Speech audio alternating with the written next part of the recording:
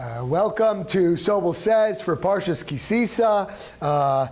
Just to make sure you're not confused, this is not a Purim video. This is one on Sisa. If you would like to see Sobol Says on Purim, you can check out last year's video, Purim for 5777. This week, of course, we'll be concentrating on the Parsha. The Parsha is huge. It's got so many different episodes and events in it that we're not even going to bother trying to cover it in full. But rather, we're going to concentrate primarily on two different events that occur in the Parsha and see if there is perhaps some connection to them. Nonetheless, it does just bear mentioning that the opening mitzvah, the opening commands, instructions in this week's Parsha is for the half shekel that the Jews would each contribute a half shekel. There were actually 3 half shekel contributions specifically that are instructed in this Parsha. 2 of them were one-time donations for the Mishkan. The third one, however, is one that became an annual donation of the half shekel. Those would then be collected and used for the communal offerings in the Mishkan and eventually the Beis HaMikdash.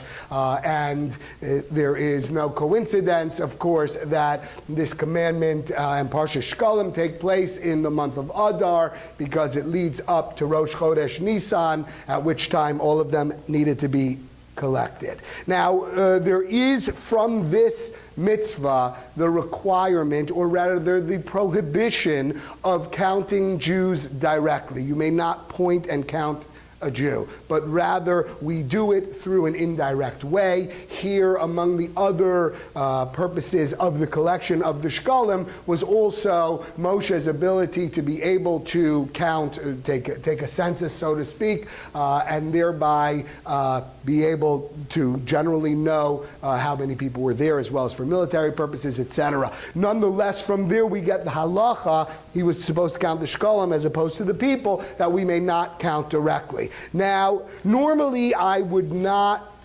repeat a joke that I told the previous year, and that is simply because while I might be able to get away with repeating some Divrei Torah, I don't know how well people's memories work for that.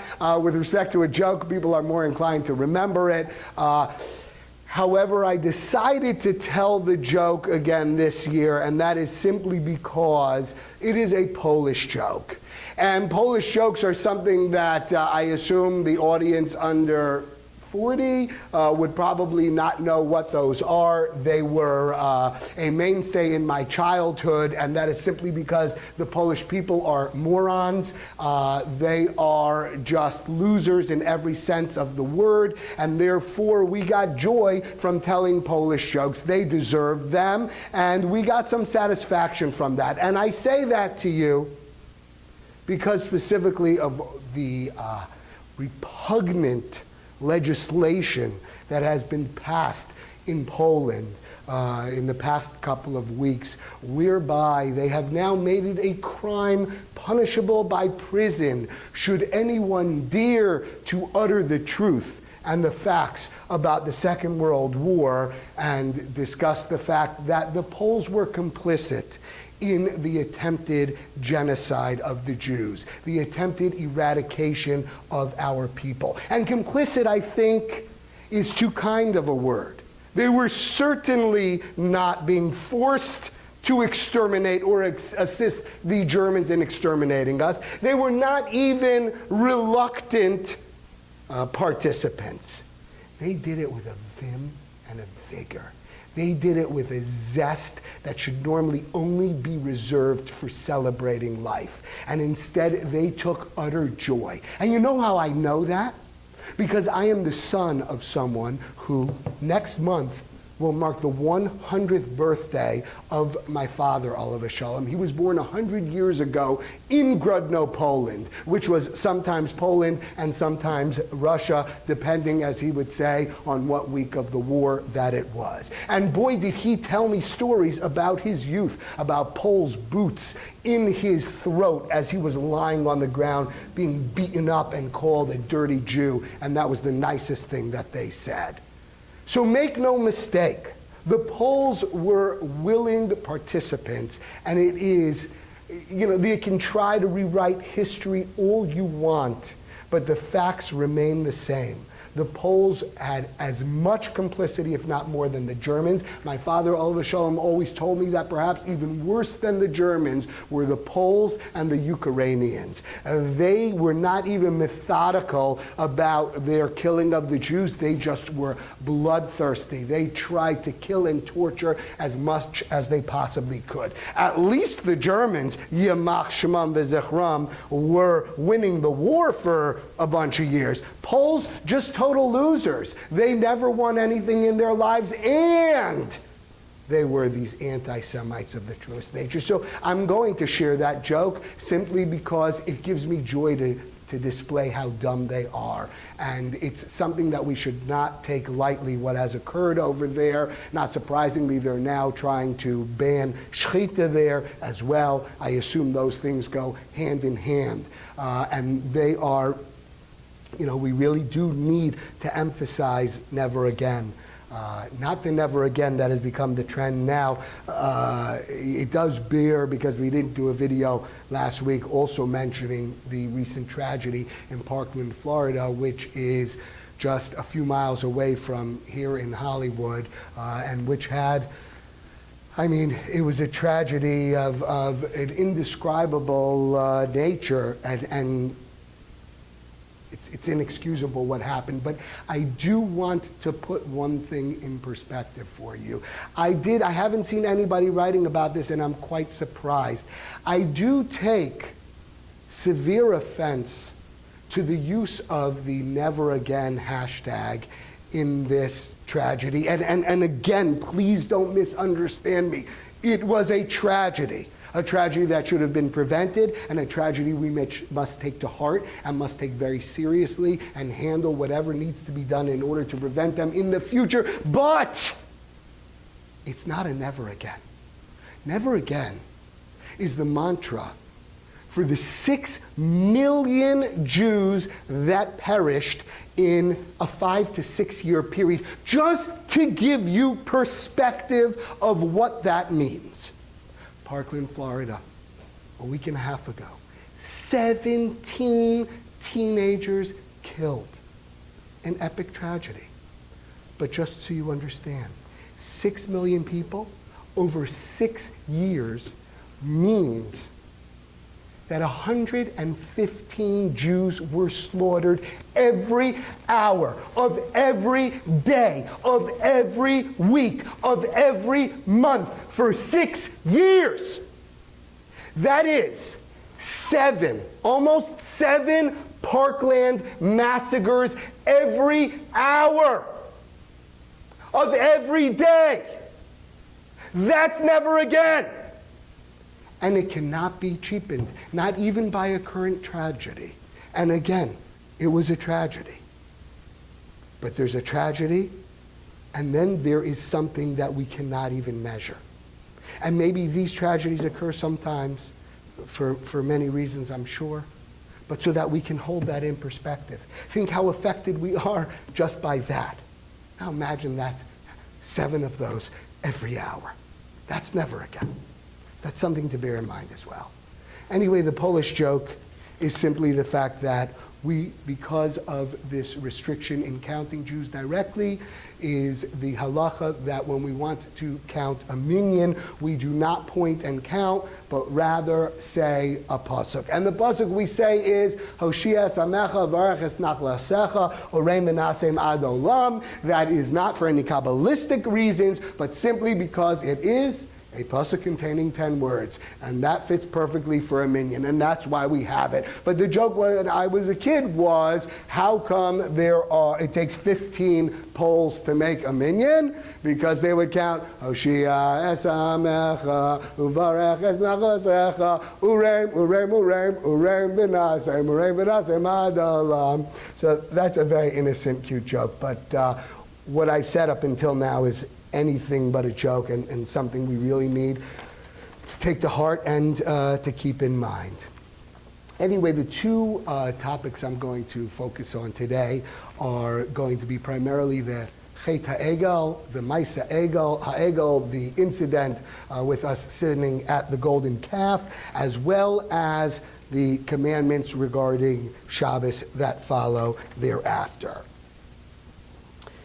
So, in a very brief nutshell, we know that Moshe goes up to Har Sinai to get the Luchos, and Bnei Yisrael miscalculates his return date and immediately overreacts. I know, it's hard to believe, when he does not return at the time they thought he was supposed to, and with the urging of the Erev Rav, the mixed multitude, those outside of our nation that were with us, the people begin to rebel.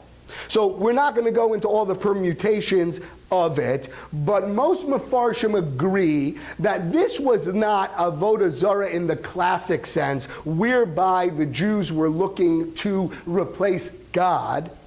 That would be real Avodah Zarah, but rather they wanted a replacement intermediary, someone or something that would substitute for Moshe.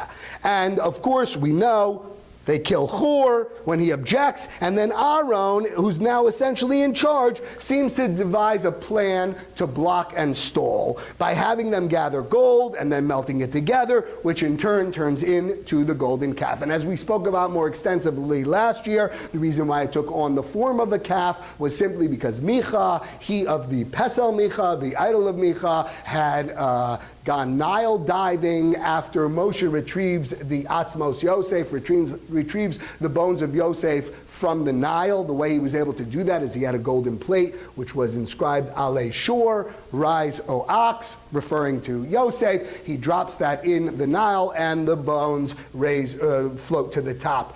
Micha, watching this, then goes diving and takes that plate. When Bnei Yisrael, or rather those that rebelled, threw in their gold into the fire, he threw in that plate. Sure, the ox, that's why it took on the form of a calf. Anyway, Hashem tells Moshe to get down there, and that can be understood in two ways. Literally, that he should get down there, but also I once heard from Rabbi Kaufman, who is one of the Avrechim in my friend Rabbi Asuli's Kollel, tell me that what he was saying is, Lech Raid, go down to their level, Moshe. They don't need you in heaven. These are people of the earth. You need to go back down to their level. You're with the angels now, but for them to have a leader, they need somebody who's on this earth. They need somebody, flesh and blood, who they can relate to, and therefore that's what he means. Go down from your level where you are now, where you're above everything, where you've been talking to God and the angels, and rather come back down to their level. Moshe comes down, of course. He breaks the luchos. He grinds up the golden calf. He sprinkles it in the water and makes the people drink. And as I say, clearly the water was caffeinated. And in a type of national sota moment, the perpetrators die. Then Shevet Levi comes and on behalf of Hashem, Mila Hashem Elai, is the clarion call of Moshe. They go out to battle and they slay another 3,000 people. Then Moshe goes back up and ultimately saves the nation and gets the second set of luchos. So I just wanted to focus on two of the main events of the Parsha, as I said before, and as well as their juxtaposition to each other to see what we can learn from that. So we're going to go in the opposite order, since we're already discussing Moshe's actions in breaking the luchos, and then we'll focus on one of the most famous psukim in the Torah with regard to Shabbos. So not that Moshe in any way needs my approbation, but as I had mentioned last week in my class, I'm sorry I didn't do a video, but we did have a live class, and in it we talked about the fact that last week Parshas Tetzaveh is the only Parsha, as is well known, that Moshe's name does not appear from the beginning of Shmos when he's first introduced until the end of the Torah. That is the only Parsha it doesn't appear, and I had discussed the fact that in fact that was a tribute to Moshe, not in any way a negative thing, but maybe next year we'll do that on the video. Nonetheless, Moshe's actions in this week's Parsha are perhaps his greatest as the leader of Bnei Yisrael, thus solidifying him as the greatest leader of Bnei Yisrael of all time. Our image of Moshe breaking the luchos is one that is almost of a reactionary move, right? What do we imagine? He's overcome by his emotions of disappointment and failure with regard to Bnei Yisrael, so he smashes the luchos in anger upon seeing Bnei Yisrael's involvement with the golden calf. But in fact, it was a measured and calculated response, one intended to give Bnei Yisrael a defense as well, as we will discuss in a moment, and as well as showing Moshe to be the most selfless leader. The attribute of anger is one that's talked about a lot, obviously in Musar, but even in the Gemara. When somebody gets angry, the Gemara has a number of descriptions of it. And the reason why, of course, is that anger is something that we're all in some way inclined towards. And it's something you really have to work on. I've been working for years in teaching myself how to control my anger. Could you be quiet, please? We're trying to make a video. I'm just kidding. Now, I have really worked very hard. Mostly I try it out when I'm driving in Israel. That's an excellent place to see if you have overcome your anger tendencies. But in fact, anger is a very negative characteristic. And we are told that there are certain times we must be angry. When we are fighting for God's glory, when it is to teach right over wrong, we can display anger, but we cannot feel anger. Those are two very different things. Sometimes we have to show anger in order to make a point, but it cannot be such that it's inside of us. Winston Churchill once said that a man is only as great as the things he gets angry over. If you get angry over little things, then you're a little person. But if it's the big, the great, the heavy, the weighty things, then there is time to be angry. Nonetheless, the Gemara tells us that someone who gets angry, it's as if they served Avodah Zarah. Avodah Zarah. It's very powerful, and it's not an inexact analogy. The reason why the Gemara tells us that is simple. Why do you become angry? Why do we get angry? We get angry primarily because things don't go the way we saw them going. That guy said something that was not the way I thought he should speak to me. That guy made a left turn in front of me. I didn't think that should happen. The dry cleaner forgot to do my jacket. It's ridiculous. That's not the way it was supposed to work out. We get very angry because things don't go the way we saw them going. And therefore, when we get angry, what are we saying?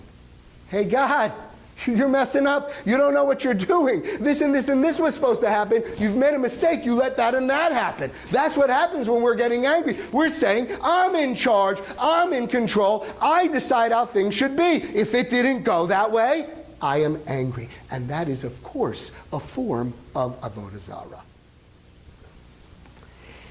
Now, the Gemara goes further to tell us that if somebody breaks something in anger, I'm so angry, smash the plate, kick the door. You break something when you're angry, it's as if you brought a sacrifice to Avodah Zarah, the ultimate act of Avodah Zarah. That is, in some way, you are taking something, you are sacrificing it to your anger. That's what you're doing. Therefore, the Gemara says, it's like you brought a sacrifice to Avodah Zarah. With that in mind, Now let's consider Moshe's actions. Moshe was already fearful of God's reaction and anticipated Hashem's response regarding his desire to destroy Bnei Yisrael and start a fresh nation through Moshe. So do you know what he does? He breaks the tablets in anger, thus putting himself in the same boat as Bnei Yisrael, saying to Hashem, I'm as culpable as they are. So if you want to destroy them, then you're going to have to take me out as well. That gives you an entire different understanding of what occurred over there. Moshe was not displaying that kind of anger from his belly. He was displaying an anger to make a point to Bnei Yisrael. And of course, also to destroy the Luchos. It says they became heavy in his hands once he saw that, all of those things. But it was also to put himself in the same position as his beloved people, who he was literally willing to do anything for, including sacrificing his own future just to save us. And that is the ultimate act of leadership. But there's another incredible defense that occurred to me some time ago, which we're going to look at now and see exactly what was going on in Moshe and Hashem's dialogue. So if you turn to page 500, Psukim 31 and 32. This is after he smashes the Luchos, after the Leviim go out and slay the people. And then we have a dialogue with Hashem and Moshe. And it says, Vayashav Moshe el Hashem vayomer ana chata hazeh chata gadol v'yasu lem Elohei Zahav.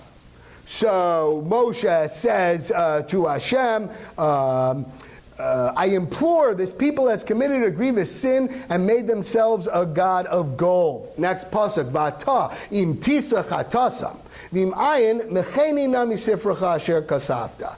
And now, if you would but forgive their sin, but if not, erase me now from your book that you have written. Some of the most famous words in the Torah. Mecheni na misifracha. Erase me now from your book.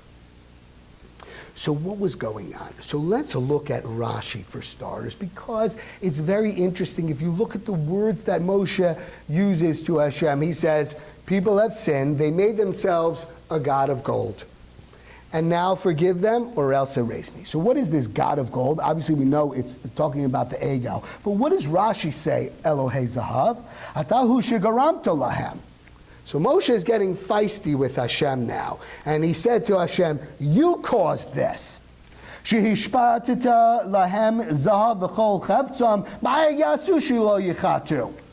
He said, you gave them all this gold. What did you think was going to happen? Of course they ended up sinning. You caused this guy. You gave them all that cash, and then you don't expect them to sin. And then he goes on to give a mashal of a king who says to his son, the prince, puts him in a metropolitan city, a lot of bars and brothels, and gives him $1 million and says, go my son, be a good boy. What do you expect?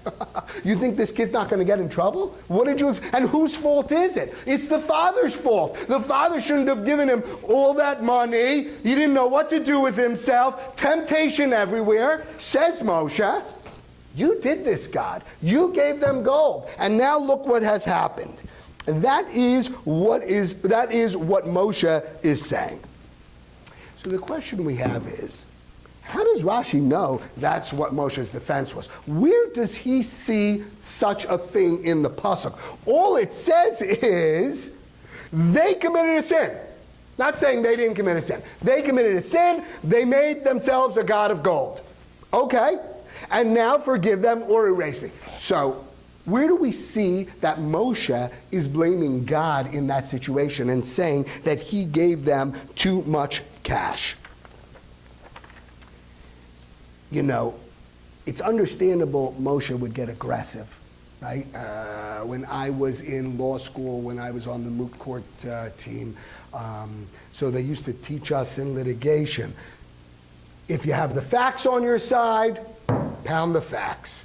If you have the law on your side, pound the law. If you have neither, pound the table. And that's an effective way to defend sometimes. So we would have assumed Moshe's aggressive stance, especially saying just erase me from the book, would be a pounding of the table. I mean, boy, you can't get more caught red-handed than Bnei Yisrael did. And by the way, it's God that's the accuser, you know what I'm saying? He kind of knows all the evidence that's out there. So that would be what my assumption is. When you're in that situation, when you are pinned against the wall, pound the table, be aggressive. And that's what Moshe does. He's very aggressive. He says, yeah, they sinned. Either take me out or we're all good together. That's what he says. That's what you would assume. Now Rashi tells us something interesting though. Rashi is really telling us, no. He had a specific defense. He is actually blaming God for this by telling him, you gave them too much money. Now, where does Rashi get this from? So I want to suggest the following idea.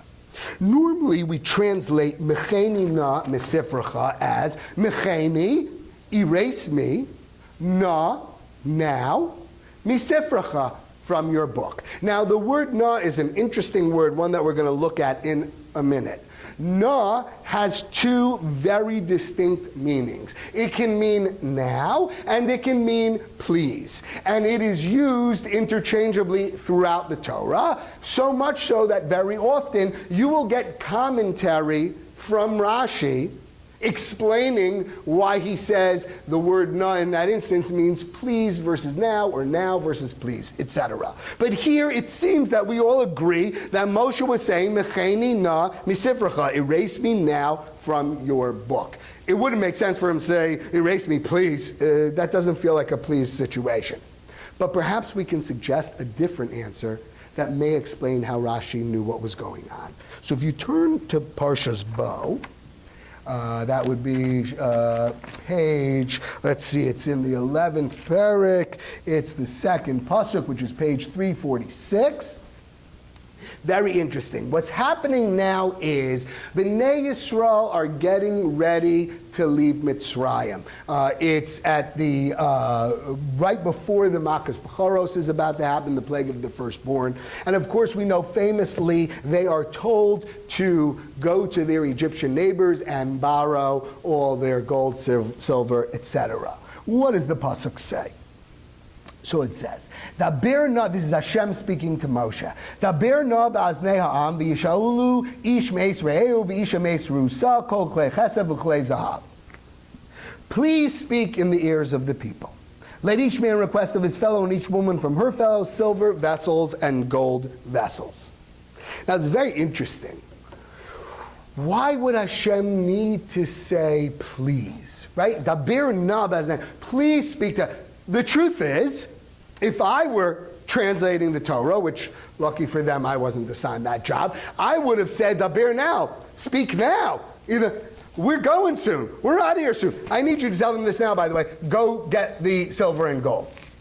But here, Art Scroll, and rightfully, because it's based on Rashi, tells us, it says, please speak in the ears of Bnei Israel. So why would they need to speak? Please. So first let's look at Rashi to establish that it's please, and you're going to start to understand now the two nas. Daber na. Ein na ela lashon bakasha. So Rashi says the word na here can only mean please, request. Bevakasha bimcha hizhirim al kach shelo yomar so tzadik Avram v'abdum v'anu osam kayim behem v'achrechen yetzu b'rechush gadol lo kayim behem. So Rashi is quoting the Gemara in Brachos, which says, why would Hashem need to say please? Well, because he had made a promise to Avram Avinu. He had told Avram Avinu that his children would be strangers in a strange land, they would be enslaved, and then they would leave Rechush Gadol with great wealth, with awesome wealth.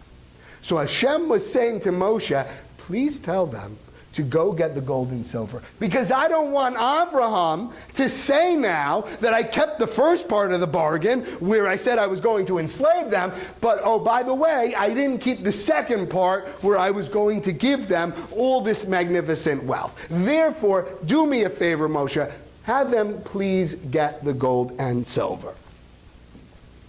Now the question, of course, first and foremost is why wouldn't,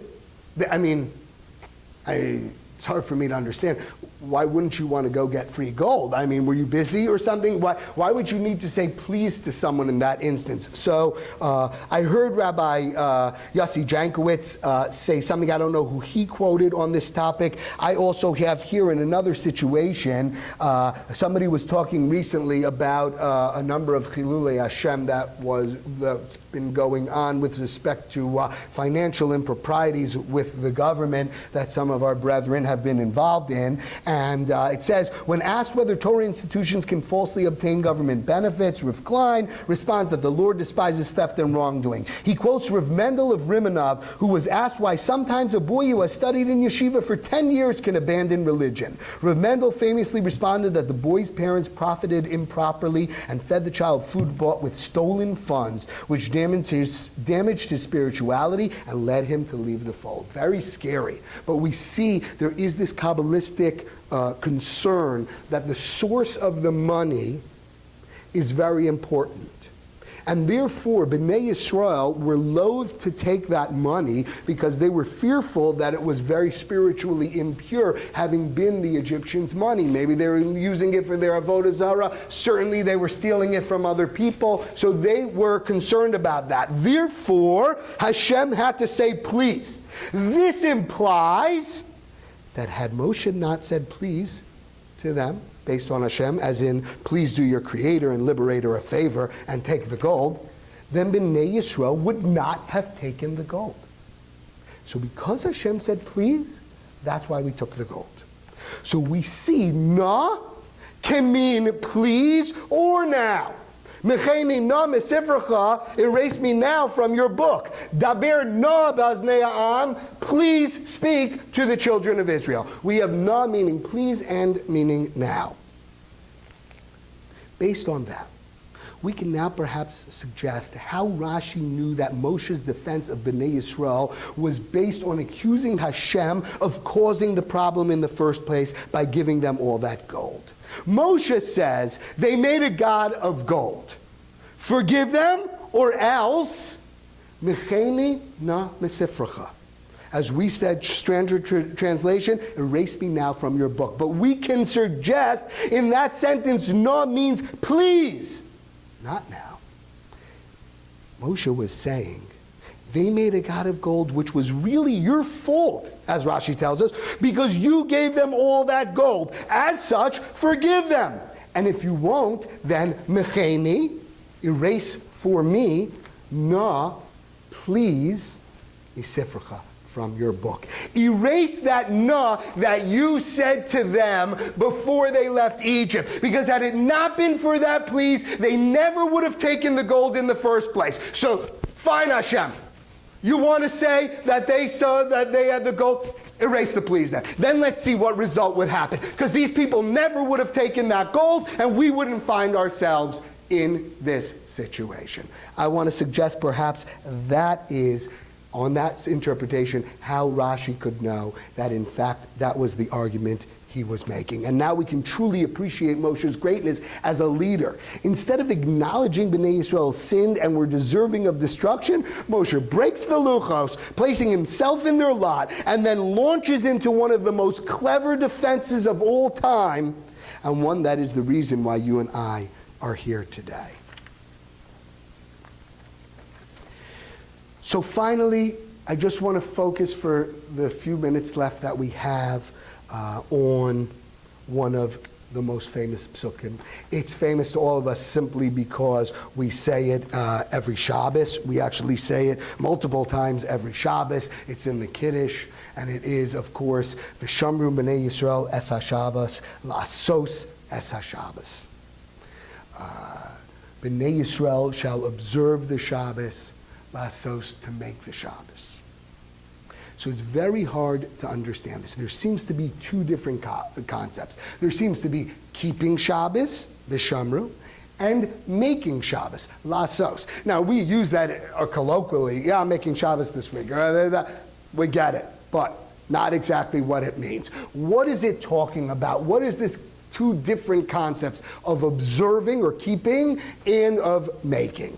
So the Mechilta tells us He actually asks a question. He said, isn't the mitzvah of Shabbos accomplished by sitting and refraining from creative activity? If so, what is the meaning of making Shabbos, right? That lasos seems to be the opposite of Shabbos. So Rabbi Elazar ben Parta said, all who properly keep the Shabbos are considered as if they made the Shabbos. That's what he says. The Malbim says on this pasuk that it is an oath, right? Because later on it says, Shomer Yisrael Shabbos Tasas Shabbos Darsam B'Yisraelam B'ni V'Bnei Yisrael Os Hi Leolam. It is a covenant, a sign between God and Bnei Yisrael. That's telling us that it is a covenant that will remain with Bnei Yisrael forever, and Bnei Yisrael will make great sacrifices for its sake, thinking of all, and just having spoken of the Holocaust, how many stories we've heard, how the Jews would strain to the most possible keep Shabbos, or to try to observe it the best they could, the sacrifices they made. And also, that no other people will take this day of rest as their own. And it's very interesting. Let's put aside the Seventh-day Adventists. I don't know how much of a people for me they were great because for anybody who's taken SATs or LSATs or the like, they're pretty much the only other people besides us Jews that get the Sunday exam instead of the Saturday exam, which is really wonderful because my understanding is it's curved in some way. So if it's all Jews taking it on a Sunday, that really messes up the curve. So we're happy to have some others join us on that day. Nonetheless, we say every day Hashkivenu, and we say V'hasir Satan milfanenu umeacharenu, and turn away, protect us from the Satan in front of us and behind us. They say that that's speaking of the fact that Shabbos is our Shabbos. But what happened? The Christians took Sunday, and then the Muslims took Friday. Keeping in line with this, they didn't take our day. But now we ask Hashem for protection from the Satan in front of us and behind us, the Sunday and the Friday. Nonetheless, that is an amazing thing, and it's true to this day. Rebbe Eliyahu Hoffman notes the distinction between Shabbos when we say the bracha of Mekadesh HaShabbos and Yom Tov when we say Mekadesh Yisrael v'Hazmanim. See, it's a good question. We don't really make Shabbos. We make Yom Tov. Why do we make Yom Tov? Because it goes based on the day that we decide, not Hashem. Because in the days that we would fix the calendar, we would decide what day was Yom Kippur, what day was Sukkot. So we literally made the holidays. Shabbos, we don't make. It's 7 days, every seventh day, no matter what you do, no matter how you want to mess with the calendar, every 7 days is Shabbos. So what is this idea of making the Shabbos? We'll come back to that. The Kuzari tells us something fascinating and remarkable, one that will give you a completely different outlook on the incredulity you should have about Shabbos.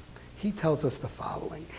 All other measurements of time have some corresponding celestial cue. The month, why is the month, forget about the month even. The day, what is the day? The day is a 24-hour period. Why? Simply because that's the time it takes the Earth to complete one rotation on its axis. That makes sense. A month is the cycle of the moon for it to orbit the Earth. Right? 29 and a half days. That's why in the Jewish calendar we either have 29 or 30-day months. And being that we have 12 months in a year, which we'll discuss in a moment, that gives us 354 days of a Jewish calendar, a lunar calendar.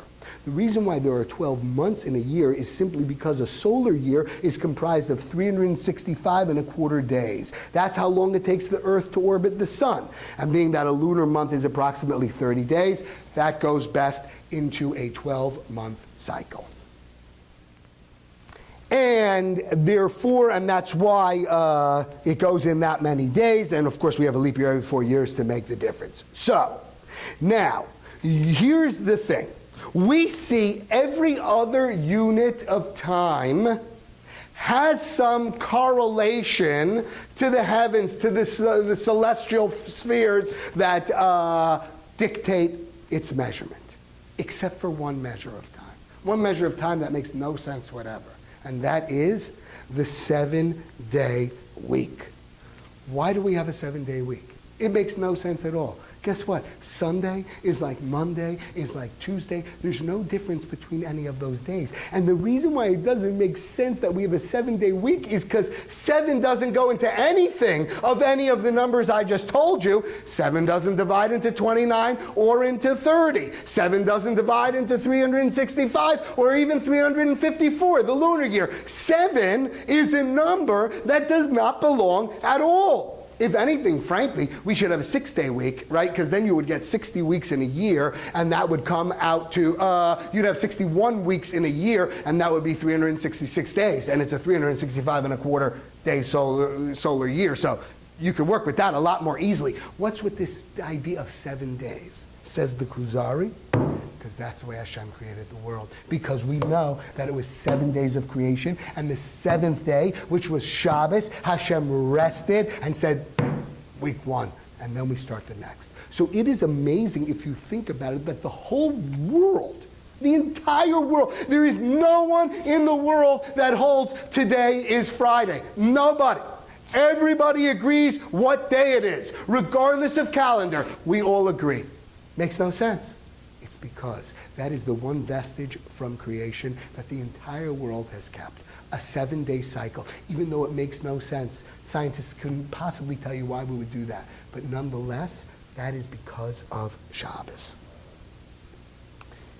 So based on that, and in addition to the questions about keeping versus making Shabbos, the Gemara in Shabbos tells us that, as we know, very famous, that if Bnei Yisrael were to keep 2 Shabbosim, we would be redeemed immediately. Why 2 Shabbosim?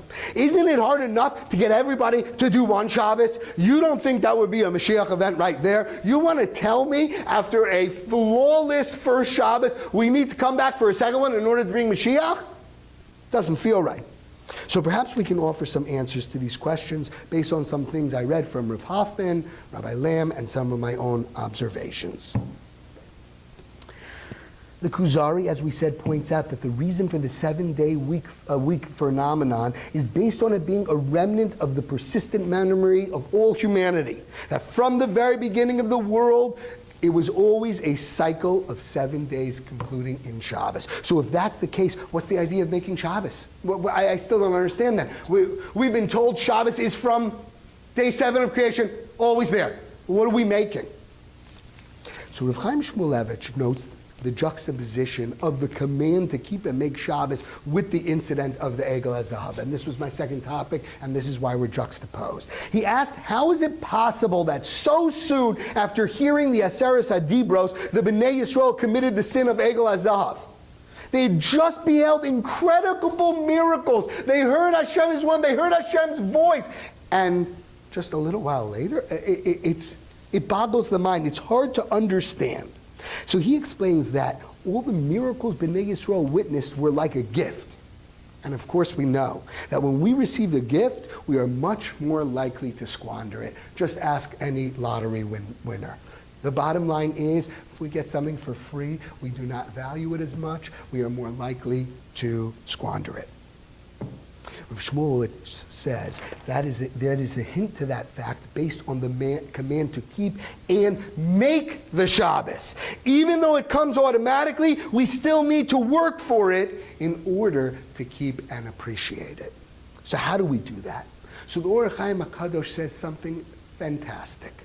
When we say V'shamru b'nei Yisrael as Shabbos, he's saying it doesn't mean observe.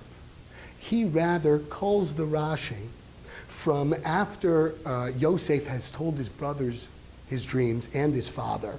And we actually went over it this year, and Yaakov scolds him and says, it's impossible. And then it says, Va'aviv shamares hadavar. His brothers hated him, Va'aviv shamares hadavar. But his father, and I think they translated it as kept it in mind.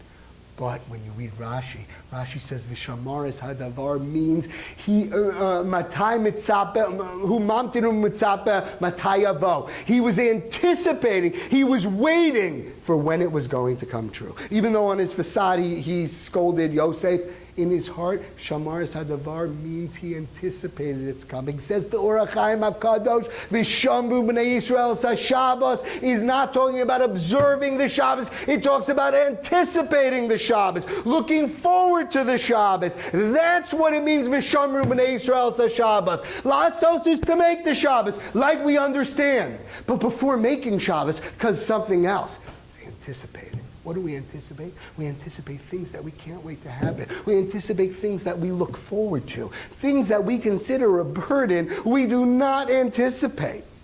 Says the Or HaChaim HaKadosh, that's what it means.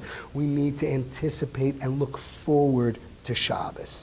So if that's the case, then how do we make Shabbos? So there's a number of ways. Of course, we can make early Shabbos. Tosefes Shabbos is a very important mitzvah to add on to the Shabbos. That is making Shabbos. It's a little bit more than the Shabbos that we're commanded to have. But also, we fulfill the idea of anticipating that way, because what do you add on to? You add on to things that you love, right? You want to add on another day to your vacation because you love your vacation. You want to have as much vacation as possible. Same with Shabbos. Instead of saying, God, you've told us this many hours, we're going to add on a little more because we love it.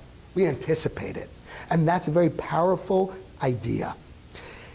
And Rav Yaakov Kamenetsky said, in commenting on the fact that already the first generation of Jews born in America were not keeping Shabbos, even though their parents were frum, he said, these children don't keep Shabbos because their parents do not keep Erev Shabbos, which meant their parents looked at Shabbos as a burden. They weren't anticipating it. They were running in 4 minutes before Shabbos, throwing their keys in the dish, grabbing whatever, and running out the door.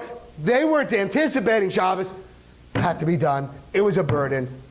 That's what they were doing. They might have been making Shabbos, but they weren't anticipating it. Children see that. Children understand that. Children get that vibe more than they get your actions. And when they saw that, they stopped even keeping the Shabbos. And that is perhaps, and Rav Goldwasser once said, do not rest on Shabbos so you can work hard during the week. Work hard during the week so you can rest on Shabbos.